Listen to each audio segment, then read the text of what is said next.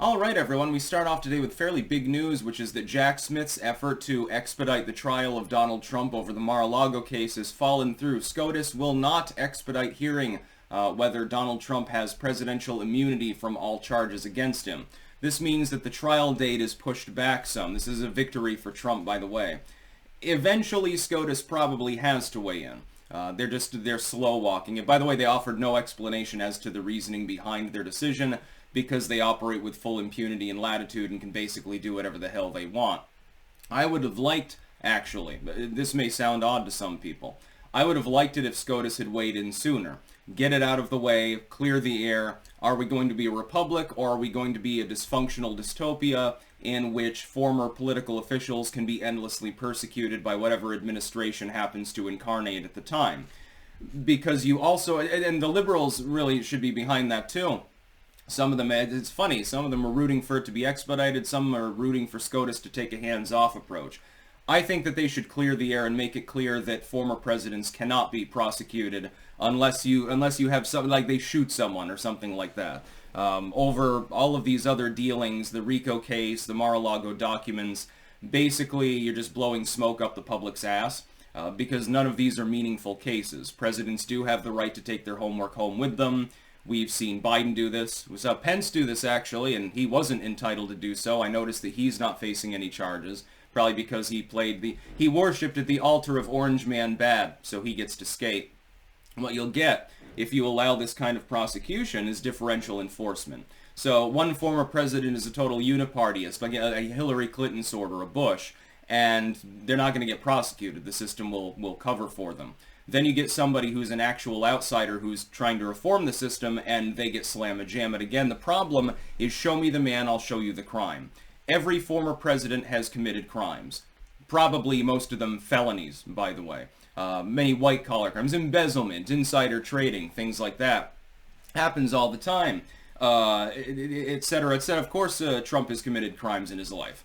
I mean, do you doubt that? Of course he has.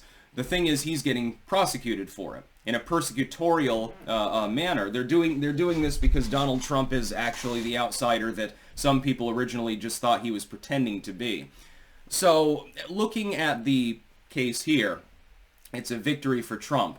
But is it really a victory for our republic? Why doesn't SCOTUS just weigh in and say, yay or nay, we're going to have endless litigation against former political officials, or no, you can't do this anymore? Unless it's, again, a violent felony or something like that, I would assume, and this is what SCOTUS should decide. No, you can't persecute the former president for these white-collar crimes, especially since most of them are meaningless and inapplicable. Artificially upgraded felonies, cases with regards to misleading clients for investment purposes, even though those clients never complained about it. That's the Letitia James case. The RICO case, which is obviously a fishing expedition, and then the Mar-a-Lago case, which makes no sense at all because, again, you've got Bill Clinton's sock drawer. Biden took homework home with him when he wasn't president at the time. Pence did the same thing. And they have to make the excuse, well, they cooperated immediately. Trump did as well. He kept the documents, he added extra security when asked to, and was fully cooperative with the feds, and they still raided the Mar-a-Lago. So I wish that they would just weigh in on it already.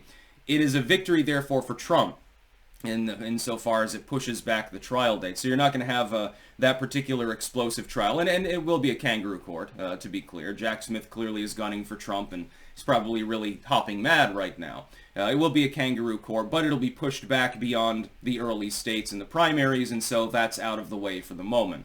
I suspect that Trump will effectively have clinched nomination on Super Tuesday, if not before. I mean, if he runs the first 3 states, you've knocked DeSantis out if you win Iowa. You've knocked Haley out if you win her home state of South Carolina. Her last-minute surge, so-called, in New Hampshire is underwhelming. It's not enough to override Trump's lead. I also like that. On a slightly separate topic, I like how they're astroturfing Nikki Haley right now up and down the goddamn ass. We'll be talking about that separately because unnamed sources close to Trump claim that he's considering Nikki Haley as a running mate. I sense shenanigans on that one. I will explain in a further video. So yeah, victory for the Trump campaign, insofar as clearing the air for the first few months of the primaries. It's just that it would be nice to have closure because, I mean, now SCOTUS didn't even issue any remarks. It just said, oh, you're denied. That was, it was like 2 sentences long. Their decision. No, Jacksmith, we're not going to expedite hearing whether you're allowed to actually persecute Donald Trump anymore. I think it would have been nice if we would just know yay or nay. SCOTUS oftentimes does this. They drag their heels. They're very, very slow. It's formulaic. By the way, this is actually a good thing in many cases. You slow walk it, you let states decide, you let lower courts decide, and then, you know, you intervene when you need to, effectively, when there's enough social alienation, when it's a big enough issue. Otherwise, you attempt to allow litigation at lower levels so as not to create binding precedent.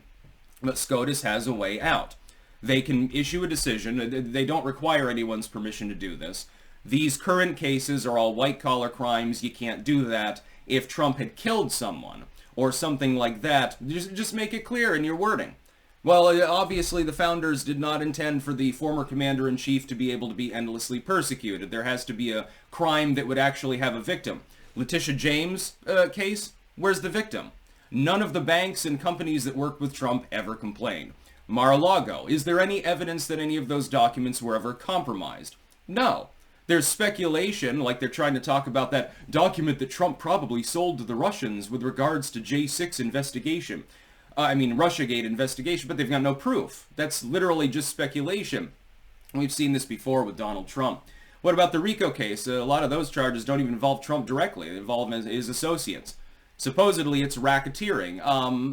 Again, even the liberals are skeptical of that case. And then you have the original filings in Manhattan with Bragg, which are artificially upgraded misdemeanors.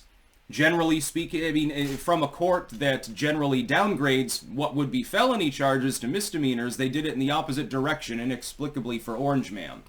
The Supreme Court can rip these cases apart and say none of these cases reach muster, but a former president can be prosecuted if there is an actual legitimate crime. SCOTUS can simply, out of hand, say, but we don't consider these to be meaningful.